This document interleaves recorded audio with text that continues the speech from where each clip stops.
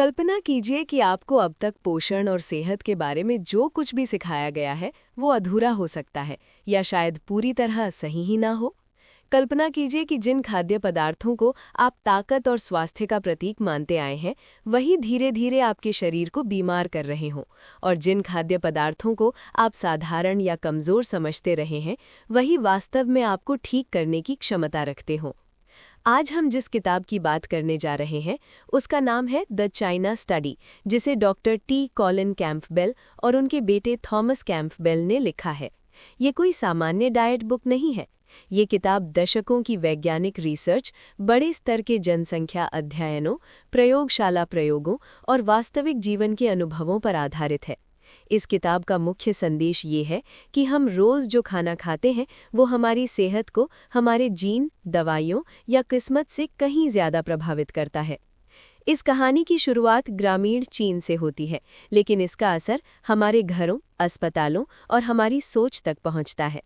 Doctor Colin Campbell का पालन पोषण एक डेयरी फार्म में हुआ था।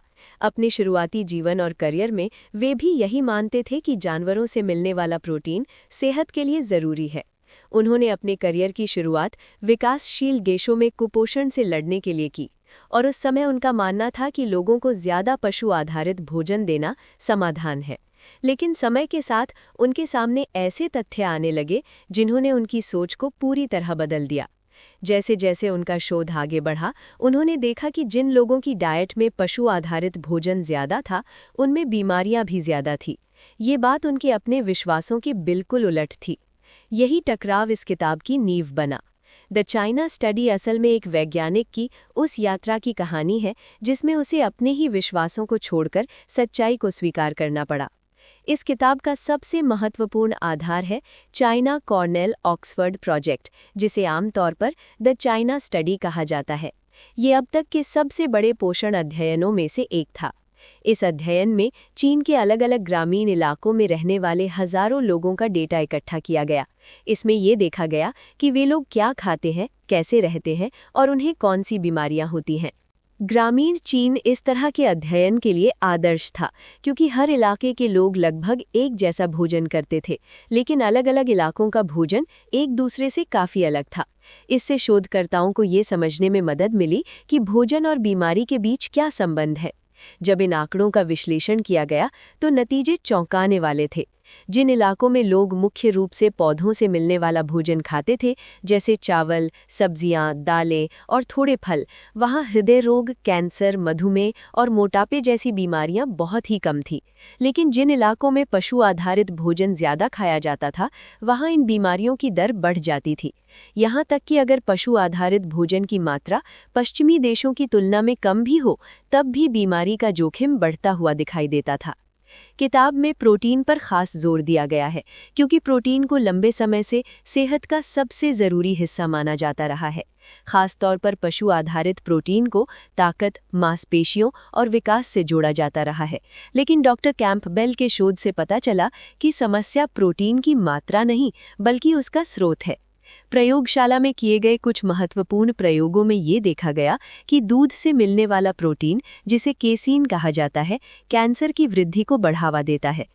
चूहों पर किए गए प्रयोगों में जब उन्हें कैंसर पैदा करने वाले रसायन दिए गए और साथ में ज्यादा केसीन खिलाया गया तो कैंसर तेजी से बढ़ा। लेकिन जैसे ही केसीन की मात्रा कम की गई, कैंसर की वृद्धि रुक गई और कुछ मामलों में घट भी गई। सबसे हैरान करने वाली बात ये थी कि सिर्फ भोजन बदलने से कैंसर की गतिविधि को चालू या बंद किया जा सकता था। वहीं दूसरी ओर पौधों से मिलने वाला प्रोटीन इस तरह का प्रभाव नहीं दिखाता था। इससे ये साफ हुआ कि बीमारी केवल बाहरी कारणों से नहीं होती, बल्कि हमारे शरीर का अंदर का वातावरण भी बहुत महत्वपूर्ण है।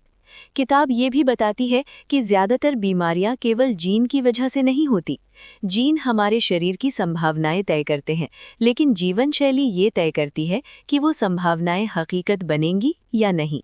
भोजन जीन के व्यवहार को प्रभावित कर सकता है। इसका मतलब ये है कि अगर किसी के परिवार में हृदय रोग या कैंसर का इतिहास है, तब भी वो पूरी तरह असहाय नहीं है। हृदय रोग पर किताब में विशेष ध्यान दिया गया है। पश्चिमी देशों में हृदय रोग को उम्र के साथ होने वाली सामान्य समस्या माना जाता है, लेकिन चीन के उन इलाकों में जहां लोग पौधों पर आधारित भोजन खाते थे, हृदय रोग लगभग मौजूद ही नहीं था।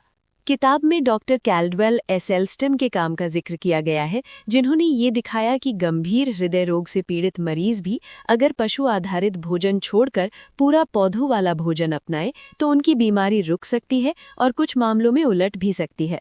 मधुमेह, खासकर टाइप 2 डायबिटीज पर भी किताब में चर्चा की गई है।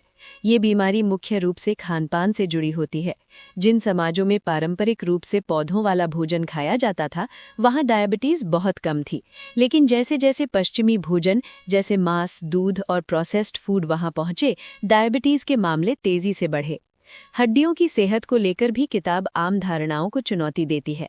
आमतौर पर माना जाता है कि दूध और डेयरी उत्पाद मजबूत हड्डियों के लिए जरूरी हैं, लेकिन जिन देशों में डेयरी का सेवन सबसे ज्यादा है, वहीं ऑस्टियोपोरोसिस की दर भी सबसे ज्यादा है। इसके विपरीत पौधों पर आधारित भोजन करने वाले समाजों में हड्डियां मजबूत होती हैं और फ्रैक्चर कम होते हैं। किताब ये भी बताती है कि कैसे पशु आधारित भोजन शरीर में सूजन बढ़ाता है और सूजन कई बीमारियों की जड़ होती है। वहीं पौधों से मिलने वाला भोजन सूजन को कम करता है और शरीर को ठीक होने का मौका देता है। एक और महत्वपूर्ण विषय है रिडक्शनिज्म, यानी पोषण को सिर्फ एक एक तत्व में बांटकर देखना। किताब बताती है कि कैसे हम विटामिन, मिनरल या प्रोटीन जैसे एक एक तत्व पर ध्यान देते हैं, लेकिन पूरे भोजन को नजरअंदाज कर देते हैं।